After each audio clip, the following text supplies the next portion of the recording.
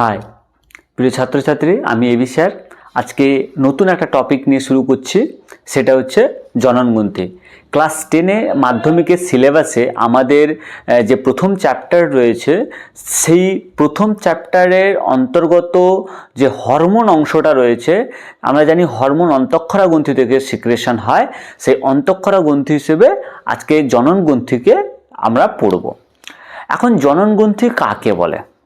না, যে গ্রন্থি জননে পার্টিসিপেট করে। জনন কাকে বলে? আমরা জানি জননের সংক্ষিপ্ত কথা হচ্ছে বংশবিস্তার ঘটানো। ঠিক আছে, আমরা প্রত্যেকেই জানি যে জীবের অস্তিত্বকে টিকিয়ে রাখতে গেলে তাকে বংশবিস্তার করতে হয় বা জনন করতে হয়। জনন যদি জীব না করে তাহলে তার অস্তিত্ব পৃথিবী থেকে কেমন হয়ে যাবে? বিপন্ন হয়ে যাবে। তাহলে জনন আমাদের শারীরবৃত্তীয় ঘটনাবলীর মধ্যে একটা গুরুত্বপূর্ণ ঘটনা বলি। ঠিক আছে, এখন এই যে জনন গ্রন্থি আমি লিখেছি, জনন গ্রন্থিকে ইংরেজিতে বলে গোনাড। তাই গোনাড যেটাই, সেটাই হচ্ছে জনন গ্রন্থি। ঠিক আছে, জননের সাহায্যকারী গ্রন্থিকেই আমরা জনন গ্রন্থি বলি। তাহলে জনন গ্রন্থি কাকে বলে? না, জননের সাহায্যকারী গ্রন্থি। এখন এই জনন গ্রন্থি দু রকমের হয়। পুরুষ দেহে এক রকমের জনন গ্রন্থি থাকে, আবার স্ত্রী দেহে আর এক রকমের জনন গ্রন্থি থাকে। ডিফারেন্ট যে সেক্স আমাদের রয়েছে, পুরুষ এবং স্ত্রী, উভয়ের ক্ষেত্রে কিন্তু ভিন্ন ধরনের জননগ্রন্থি বিরাজমান।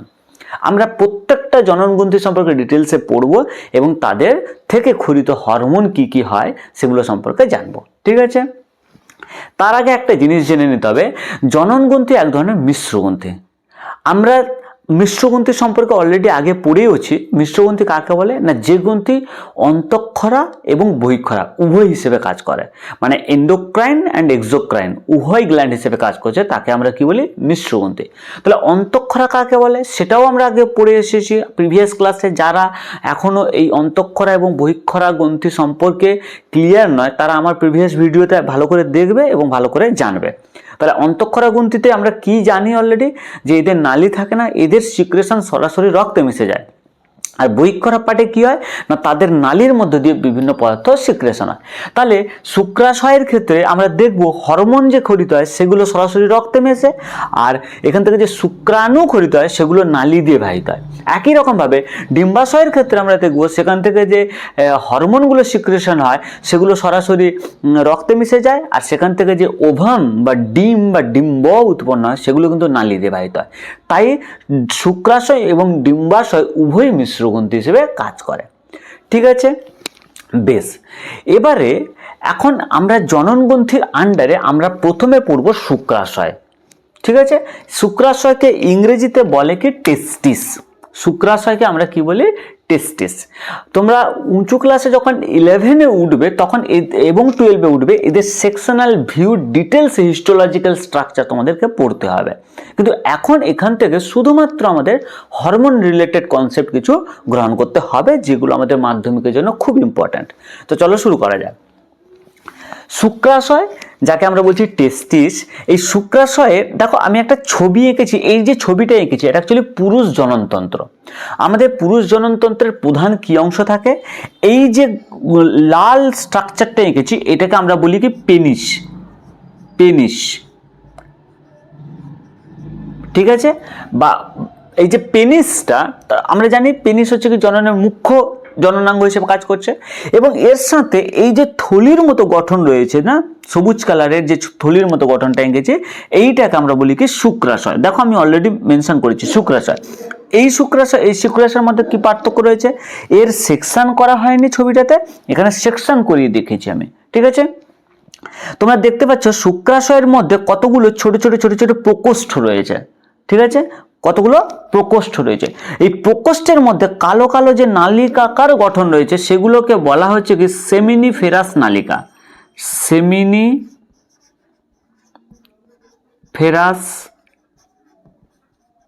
নালিকা, বা ইংরেজিতে বলে সেমিনিফেরাস টিউবুল। ঠিক আছে, বেশ। এখন এই যে শুক্রাশয়, তার ভেতরে থাকা সেমিনিফেরাস নালিকা, এর মধ্যেই তোমার হচ্ছে কি বিশেষ কোষ থাকে যেখান থেকে অ্যাকচুয়ালি এই শুক্রাশয়ের হরমোনটা, প্রধান হরমোনটা খরিত হয়। তাহলে আমরা প্রথমে কি বুঝলাম, শুক্রাশয় আমাদের রয়েছে প্রধান জনন গ্রন্থি। টোটাল যে ছবিটা এঁকেছি পুং জননতন্ত্রের ছবি এঁকেছি, দুটোকে গুলিয়ে ফেললে হবে না। এটা টোটাল ছবিটা হচ্ছে কি পুং জননতন্ত্রের ছবি, আর এই যে গঠনটা এইটা হচ্ছে কি শুক্রাশয়, এইটা হচ্ছে কি গ্রন্থি, আর এটা টোটাল তন্ত্র। ঠিক আছে, এটা পুং জননতন্ত্র আর এটা হচ্ছে কি পুং জনন গ্রন্থি, যেটার নাম হচ্ছে কি শুক্রাশয়। ঠিক আছে, বেশ। এখন শুক্রাশয় থাকে কোথায়? এই শুক্রাশয়টা, এই যে থলির মতো গঠনটা দেখতে পাচ্ছ না, এটা থাকে কোথায়? এটা থাকে আমাদের দেহের বাইরে। দেখো আমাদের দেহের যে গহ্বর রয়েছে, উদর, পেট, তার নিচে একটা থলি রয়েছে, তাকে ইংরেজিতে বলে স্ক্রোটাম স্যাক বা স্ক্রোটাম থলি। ওই স্ক্রোটাম থলির মধ্যে দুটো শুক্রাশয় আমাদের থাকে। পরিষ্কার? তাহলে শুক্রাশয়ের অবস্থান কোথায়? দেহ গহ্বরের বাইরে। কেন দেহ গহ্বরের বাইরে বলছি? কারণ আমাদের দেহ থেকে নিচে কিন্তু ঝুলতে থাকে। কোনটা? শুক্রাশয় দুটো। তাহলে যেহেতু ঝুলতে থাকে, ঝোলার জন্য দেখো একটা ব্যাগ মতো রয়েছে, থলির মতো, সেই থলিটার নাম কি? স্ক্রোটাম থলি বা স্ক্রোটাম স্যাক বলি। এই স্ক্রোটাম থলির মধ্যে দুটো শুক্রাশয় থাকে। পরিষ্কার? একটা কথা শুধু মাথায় রাখতে হবে, যখন মায়ের পেটে আমরা ভ্রূণ অবস্থায় থাকি না, মায়ের উম্বে, তখন হচ্ছে কি আমাদের মানে আমরা যখন ভ্রূণ অবস্থায় থাকি তখন আমাদের এই শুক্রাশয়টা থাকে কিন্তু পেটের মধ্যে, ওটাকে বলে উদর গহ্বরে থাকে। যখন আমরা ডেলিভারি হয়ে যাই, মানে মায়ের উম থেকে বেরিয়ে আসি, তখন কিন্তু ওই তোমার স্ক্রোটামটা অলরেডি উদর গহ্বর থেকে বাইরে বেরিয়ে আসে। কিছু কিছু ক্ষেত্রে দেখা যায় বাচ্চাদের, যে যাদের ক্ষেত্রে ওই স্ক্রোটাম স্যাকটা উদর গহ্বরে থেকে যায়, তখন কি করতে হয়? অপারেশন করে দেহের বাইরে বের করতে হয়। ঠিক আছে না? তো এটা কিন্তু মাথায় রাখবে তোমরা একটু। তাহলে আমরা কি বুঝলাম? ভ্রূণ অবস্থায় কিন্তু স্ক্রোটাম থলিটা থাকে উদর গহ্বরের মধ্যে। আফটার পার্চুরেশন, মানে অ্যাকচুয়ালি বাচ্চা ডেলিভারি হয়ে যাওয়ার পরে, মানে জন্মগ্রহণের পরে কি হয় না, স্ক্রোটাম স্যাকটা দেহের বাইরে বেরিয়ে আসে। ঠিক আছে, তাহলে আমরা কি বুঝলাম? শুক্রাশয়টা থাকছে কোথায় না, স্ক্রোটাম নামক থলির মধ্যে। পরিষ্কার? তাহলে অবস্থানে আমি কি লিখেছি? পুরুষদের দেহ গহ্বরের বাইরে স্ক্রোটাম নামক থলির মধ্যে এই শুক্রাশয়টা অবস্থান করে। ঠিক আছে, নেক্সট, শুক্রাশয় থেকে প্রধান যে হরমোনটা খরিত হয় তার নাম হচ্ছে কি টেস্টোস্টেরন। এটা আমাদের মাধ্যমিকের সিলেবাসে আছে, এটা আমাদেরকে মনে রাখতে হবে। তাহলে শুক্রাশয় থেকে কোন হরমোন খরিত হয়? টেস্টোস্টেরন। এখন শুক্রাশয়ের কোন অংশ থেকে খরিত হয়? শুক্রাশয় তো একটা বড় গঠন, তাহলে শুক্রাশয় কোথা থেকে খরিত হয় না, শুক্রাশয়ের মধ্যে আমি বলেছি যে সেমিনিফেরাস যে নালিকা থাকে তার মধ্যে তোমার হচ্ছে কি বিশেষ একটা কোষ থাকে, তার নাম হচ্ছে কি লেডিগের আন্তর্কোষ। এটা তোমাদের মনে রাখতে হবে, লেডিগের আন্তর্কোষ। কি লিখেছি? শুক্রাশয়ের অন্তর্গত লেডিগের আন্তর্কোষ থেকে এই টেস্টোস্টেরন হরমোনটা খরিত হয়। ঠিক আছে, তাহলে শুক্রাশয়ের থেকে খরিত হরমোনের নাম টেস্টোস্টেরন। এই শুক্রাশয়ের মধ্যে বিশেষ কোষ রয়েছে যার নাম লেডিগের আন্তর্কোষ, সেখান থেকেই এই টেস্টোস্টেরন হরমোনটা খরিত হয়। ঠিক আছে, এবারে এই টেস্টোস্টেরন হরমোনের কাজ কি? প্রথম কাজ হচ্ছে কি, আমাদের দেহে যে প্রধান এবং আনুষঙ্গিক যৌনাঙ্গ রয়েছে। এখন যৌনাঙ্গ কাকে বলে না, জননের সাহায্যকারী অঙ্গ। আমাদের প্রধান যৌনাঙ্গ হচ্ছে, দেখো দুটো কথা লিখেছি, একটা প্রধান যৌনাঙ্গ, একটা আনুষঙ্গিক যৌনাঙ্গ। ঠিক আছে, আমাদের প্রধান যৌনাঙ্গ দুটো, এক হচ্ছে কি শুক্রাশয় আর একটা হচ্ছে কি পেনিস। ঠিক আছে, এইটা হচ্ছে কি প্রধান যৌনাঙ্গ। এছাড়াও আমাদের শরীরে এই জননতন্ত্রের মধ্যে কিছু আদার গ্রন্থি বা স্ট্রাকচার রয়েছে, যেগুলোকে আমরা কি বলি? গৌণ যৌনাঙ্গ বা আনুষঙ্গিক যৌনাঙ্গ। তাহলে আনুষঙ্গিক যৌনাঙ্গের একটা নাম যদি বলি, আমাদের শরীরে থাকে হচ্ছে কি প্রস্টেট গ্রন্থি, কাউপার গ্রন্থি, এইগুলো হচ্ছে কি আমাদের আনুষঙ্গিক যৌনাঙ্গের অংশ। ঠিক আছে, তাহলে এদের কিন্তু বৃদ্ধি করতে, মানে সে পেনিস বড় হওয়া, শুক্রাশয় বড় হওয়া, আমাদের প্রস্টেট বড় হওয়া, আমাদের কাউপার গ্ল্যান্ড বড় হওয়া, এগুলোকে সব নিয়ন্ত্রণ করে কিন্তু এই টেস্টোস্টেরন। ঠিক আছে, তাহলে প্রথম যে পয়েন্টটা, প্রধান ও আনুষঙ্গিক যৌনাঙ্গের বৃদ্ধি, সে পয়েন্ট আমরা কিন্তু বুঝেছি। সেকেন্ড পয়েন্ট কি লিখেছি? গৌণ যৌন লক্ষণ প্রকাশ। গৌণ যৌন লক্ষণ কি? তাহলে প্রাথমিক যৌন লক্ষণ কি? স্পার্ম ডেভেলপমেন্ট, মানে আমাদের শুক্রাণু তৈরি। তাহলে গৌণ যৌন লক্ষণটা কি? আমাদের গৌণ যৌন লক্ষণ হচ্ছে কি এই যে গোপদাড়ি হওয়া, ঠিক আছে, আর্মপিট মানে বগলে বা হচ্ছে কি আমাদের বুকে, ঠিক আছে না, যে লোম হওয়া, এগুলো কিন্তু গৌণ যৌন লক্ষণ। বা আমাদের পুরুষরা আমরা যখন বড় হই আমাদের কি হয়, পেশিবল স্ট্রাকচার হয়, মাসেল ডেভেলপমেন্ট হয়। তোমরা সবাই জিম করো, তো তাহলে এই যে মাসেল ডেভেলপমেন্ট এটা কিন্তু টেস্টোস্টেরন হরমোনের জন্য হয়, ঠিক আছে না।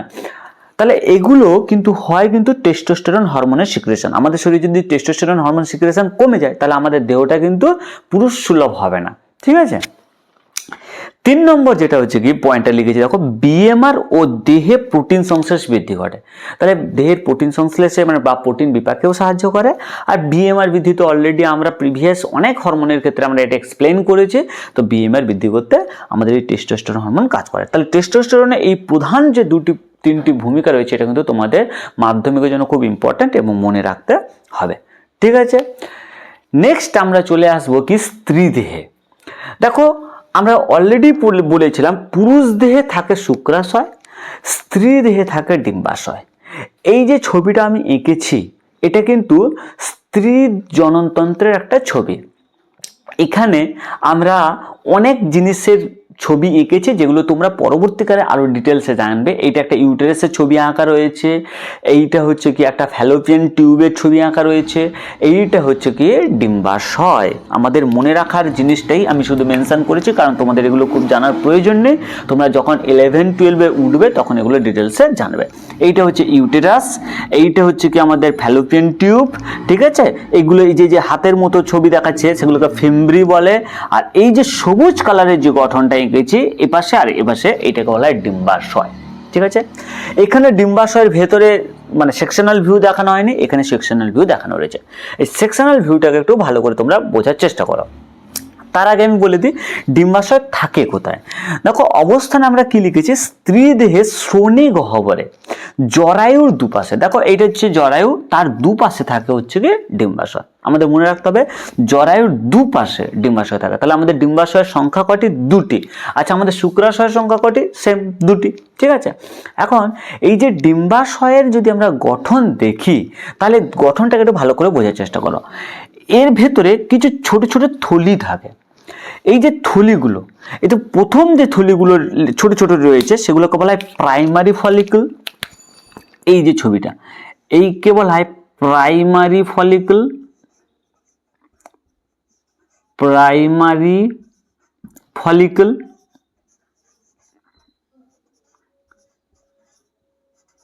প্রাইমারি ফলিকল পরেরটা আরো বড় হয়েছে সেটাকে বলা হয় সেকেন্ডারি ফলিকল।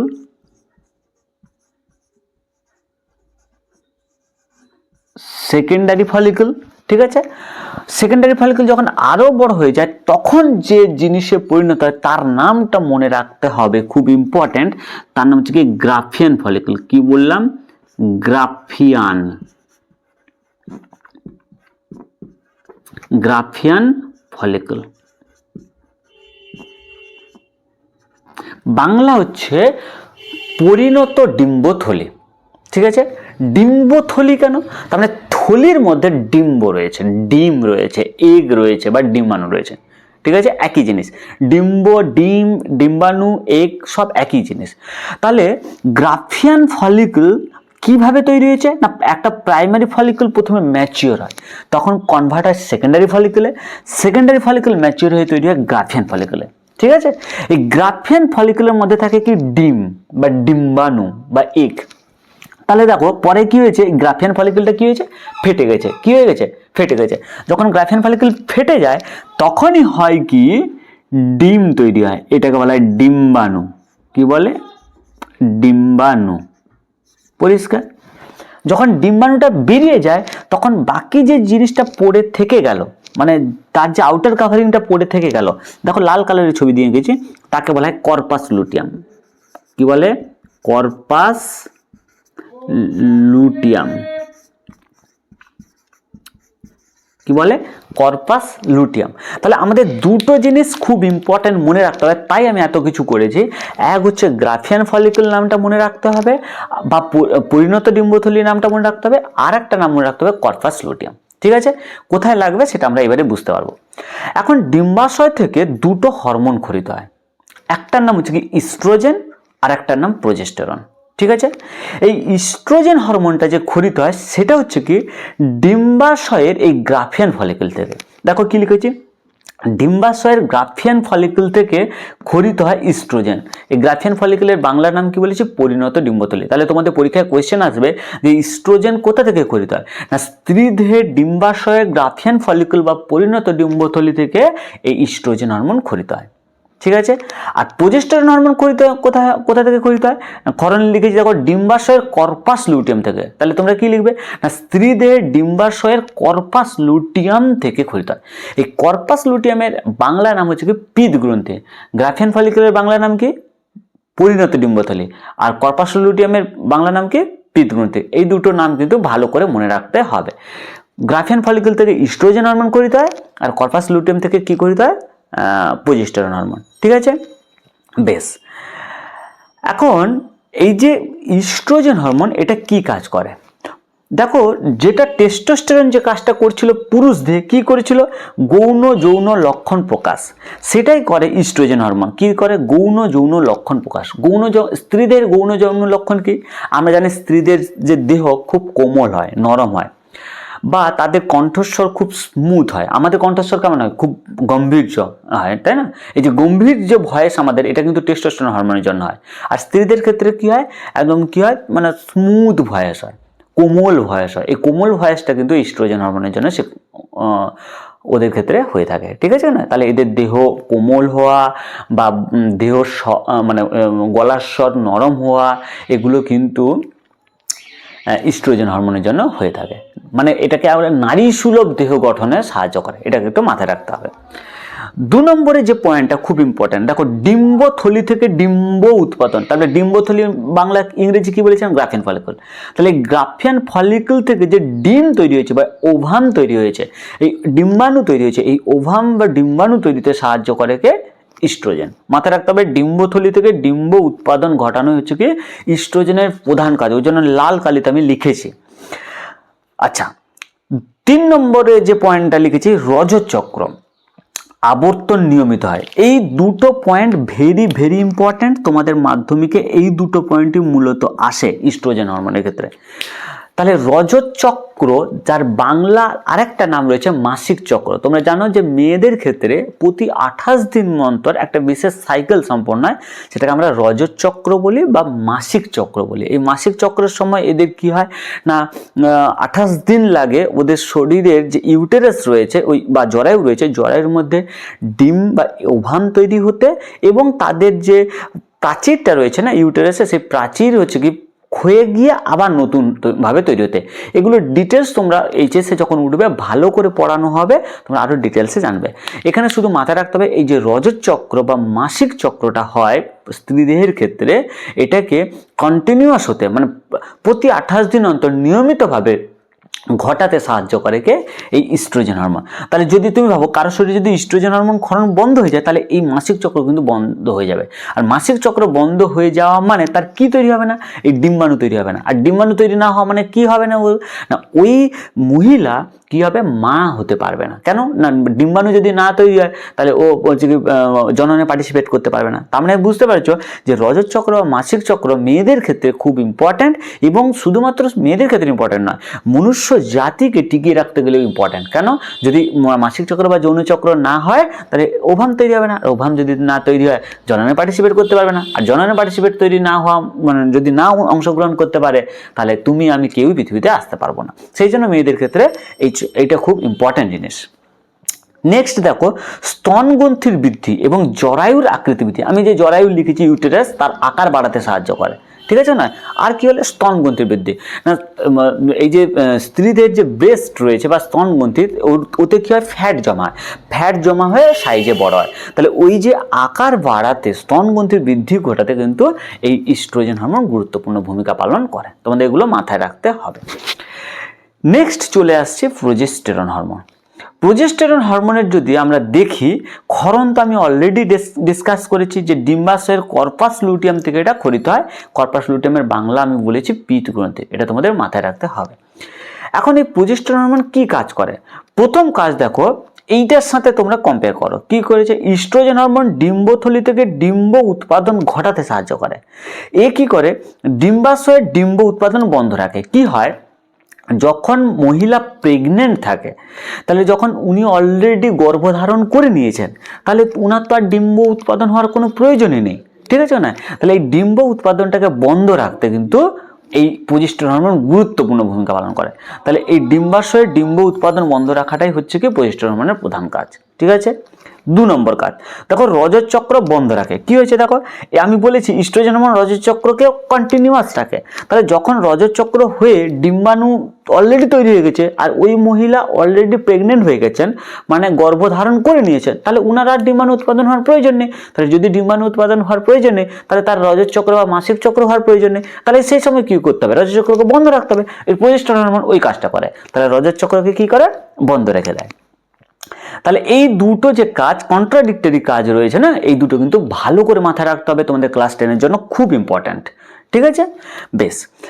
3 নম্বর দেখো, প্লাসেন্টা গঠনে সাহায্য করে। এই প্লাসেন্টাটা কি আমি জাস্ট একটু তোমাদেরকে ইনফর্ম করে দিই। আমরা যখন মায়ের উম্বে থাকি, উম্বের মানে ইউটেরাসের মধ্যে থাকি, তখন আমরা দেখতে কিরকম হই? এইরকম ভ্রূণ। এই যে হ্যান্ডসাম লোকটাকে দেখতে পাচ্ছ, এটা হচ্ছে আমরা। এই ভ্রূণটার কানেকশন থাকে হচ্ছে কি আম্বেলিক্যাল কর্ডের দ্বারা হচ্ছে কি ইউটেরাসের সাথে। এখন ইউটেরাসের সাথে যে কলার এই যে গঠনটা, এইটাকে আমরা বলি কি অমরা বা প্লাসেন্টা। এই প্লাসেন্টা বা অমরা গঠনে কিন্তু সাহায্য করে কে? এই আমাদের প্রজেস্টেরন হরমোন, ঠিক আছে? তাহলে এই প্লাসেন্টা বা অমরা গঠনে গুরুত্বপূর্ণ ভূমিকা পালন করে কে? প্রজেস্টেরন। নেক্সট যে পয়েন্টটা রয়েছে, গর্ভাবস্থায় জরায়ুর এই যে ইউটেরাস বলেছে, জরায়ুর মধ্যে পেশি থাকে, মসৃণ পেশি আর অমসৃণ পেশি। এবারে ভাবো, এর মধ্যে বাচ্চা মানে ভ্রূণ রয়েছে। এখন যদি জরায়ুটা কন্টিনিউয়াসলি কন্ট্রাকশন রিল্যাক্সেশন হতে থাকে কন্টিনিউয়াসলি, তাহলে কি হবে? অনিয়মিত যদি সংকোচন প্রসারণ হতে থাকে, তাহলে কি হবে? বাচ্চার ডেভেলপমেন্টে কি হবে? ক্ষতিগ্রস্ত হবে। তাহলে যাতে এই মানে কি অনিয়মিত কন্ট্রাকশন না হয়, ঠিক আছে? বোঝাতে পারলাম? তাহলে জরায়ুর মধ্যে এই যে অনিয়মিত সংকোচনটাকে বন্ধ রাখে, যাতে ঠিকঠাকভাবে ভ্রূণটা ডেভেলপ হতে পারে। এইটাকে কন্ট্রোল করে প্রজেস্টেরন। কি পয়েন্টটা লিখেছি দেখো, গর্ভাবস্থায় জরায়ুর অমসৃণ পেশির সংকোচনে বাধা দান করার যে কাজটা করে, সেটা হচ্ছে প্রজেস্টেরন। তো এই কাজগুলো খুব ভালোভাবে মনে রাখতে হবে। মাধ্যমিকে এই সমস্ত একটা পয়েন্ট থেকে সত্য মিথ্যা রিলেটেড যে স্টেটমেন্ট কোয়েশ্চেন হয় সেগুলো আসে, ড্যাশ পূরণ আসে, 1 মার্কের কোয়েশ্চেন আসে। তো তোমাদেরকে এগুলো ভালো করে মাথায় রাখতে হবে। তাহলে আমরা আজকে জাস্ট পড়েছি কি জননগ্রন্থি পড়েছি, জননগ্রন্থির আন্ডারে আমরা শুক্রাশয় পড়েছি, আমরা ডিম্বাশয় পড়েছি, এবং শুক্রাশয় ডিম্বাশয়ে থেকে কী ধরনের হরমোন খরিত হয় সেগুলো আমরা ডিটেলসে জেনেছি। আমরা মোটামুটি প্রাণী হরমোন এবং প্রাণী হরমোনের সাথে যুক্ত যে গ্রন্থিগুলো সম্পর্কে পুরো জেনে নিলাম। নেক্সট আমরা পরের ক্লাসে স্নায়ুতন্ত্র সম্পর্কে আমরা ডিটেলসে জানব। তোমরা সবাই ভালো থেকো। যদি তোমাদের ক্লাসে এটা উপকার লেগে থাকে, তাহলে তোমরা চ্যানেলটাকে একটু সাবস্ক্রাইব করে দেবে, বন্ধুদের সাথে শেয়ার করবে, যাতে পরবর্তী ভিডিও এলে তোমরা আরও তাড়াতাড়ি জানতে পারো। সবাই ভালো থেকো, সুস্থ থেকো।